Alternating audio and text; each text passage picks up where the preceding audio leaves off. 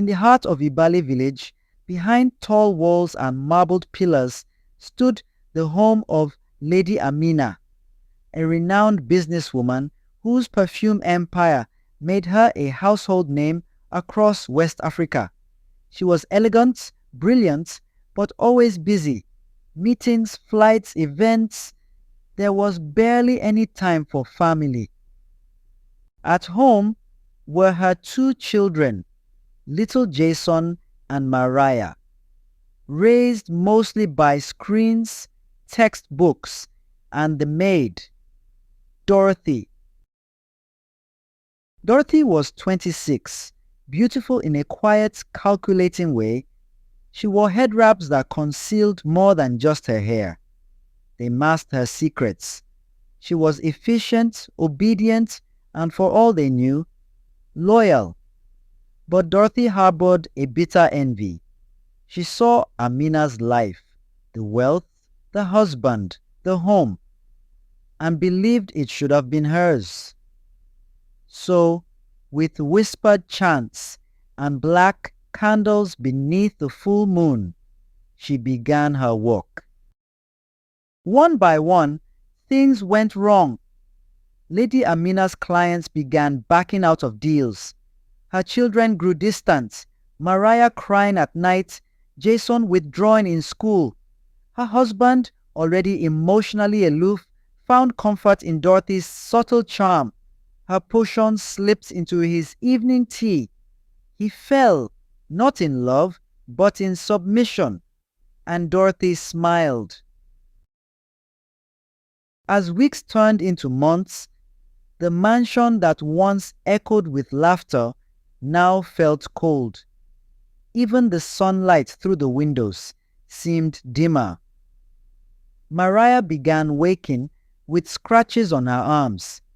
Jason started talking to corners of the room, whispering, "She's watching again." Lady Amina was unraveling, late to meetings, forgetting names, losing her poise.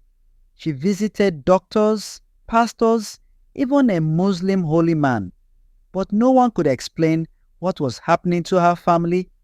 Dorothy remained silent, watching it all from the kitchen doorway, smiling. She had grown bold now. At night, she'd stand outside Amina's bedroom with white eyes glowing, murmuring incantations while the candles flickered behind her. The spirits obeyed her. The house, her stage, and the husband, fully under her spell. He no longer spoke to Amina. His eyes held no light, no will, only Dorothy's shadow dancing in his gaze. But fate has a way of returning truth to the surface. One evening, young Mariah drew a picture for a school project. It showed their family, but not as humans. Her father was chained, her mother crying, Jason hiding, and beside them all was a tall woman with glowing eyes and a black flame in her hands. When her teacher saw it, she gasped. "This child is seeing beyond the veil," the old teacher whispered.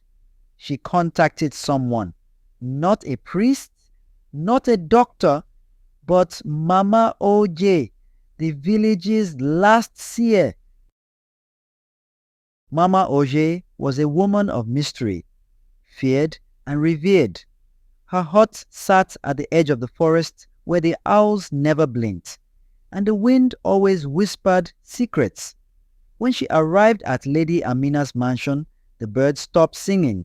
The air grew still. She stepped inside, barefoot, clutching a calabash tied with red string. Her eyes scanned the walls, and without a word, she walked straight to the basement, where Dorothy had performed her dark rituals. There, she cracked open the calabash and poured out a thick black powder that hissed as it touched the floor.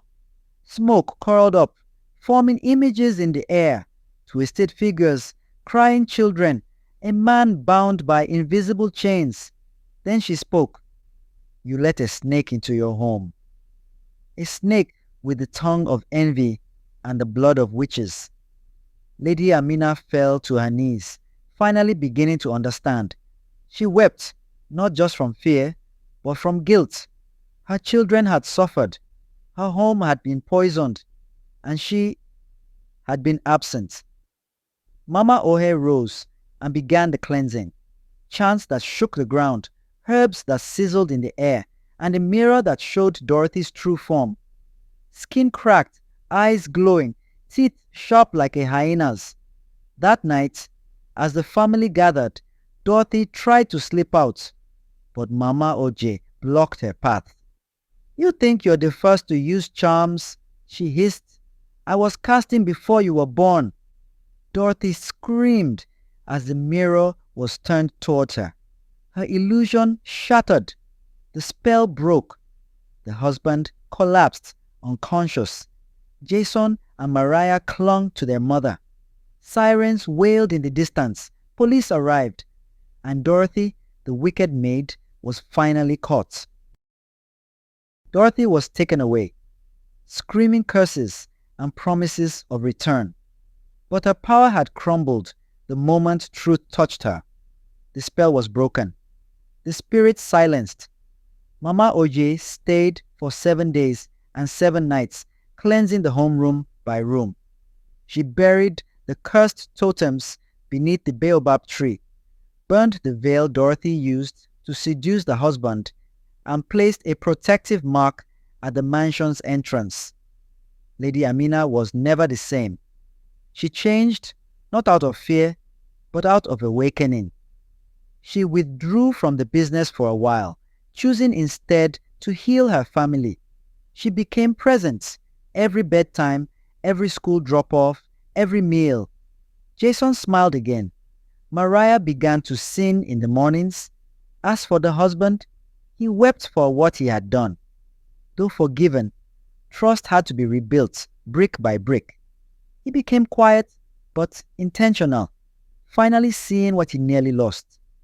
One evening, as the sun dipped low and painted the sky gold, Amina sat on the veranda with her children nestled close. Mama Oje stood by the gate, ready to leave. Before she stepped away, she said, "Even the strongest homes fall if the heart is missing. Protect your heart. Protect your home." Amina nodded, tears in her eyes. And just like that, the seer disappeared into the trees. And so, the tale of Lady Amina reminds us that true strength is not just in building empires, but in guarding the hearts within them. That even when shadows creep into our homes, light can return if we dare to face the truth. Don't ignore the cracks in your home. Evil does not always come roaring. Sometimes it enters quietly, in kindness, in silence, in service.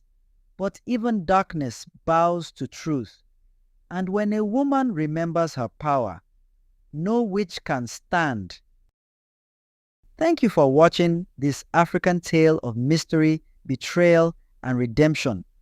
If this story moved you, don't forget to like, share, and subscribe to Tales That Teach, where every story carries a lesson and every lesson plants a seed.